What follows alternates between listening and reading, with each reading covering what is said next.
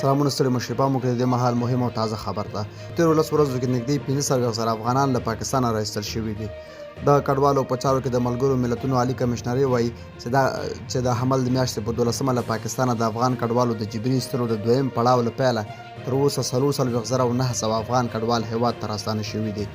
د ادارې په یوه تازه راپور کې ویلي چې په تېرو 10 ورځو کې هیواد ته راستانه شویو 44,900 کډوالو څخه 14,000 او 100 پاکستان څخه په زور راایستل شوي دي. دا کډوال تر ډیره د تورخم او سپین بولدک سرحدي لارو هیواد ته راستانه شوي دي.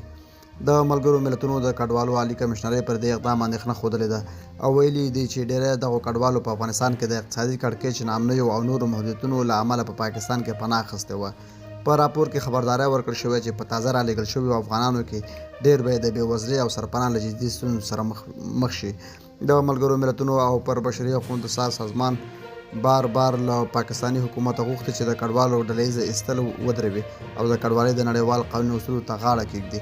خو د پاکستان حکومت د اقتصادي سرچینو فشار او امنیتي اندېښنو په څېر دلیلونو ته په کتو دې پالیسۍ ته دوام ورکړی دی.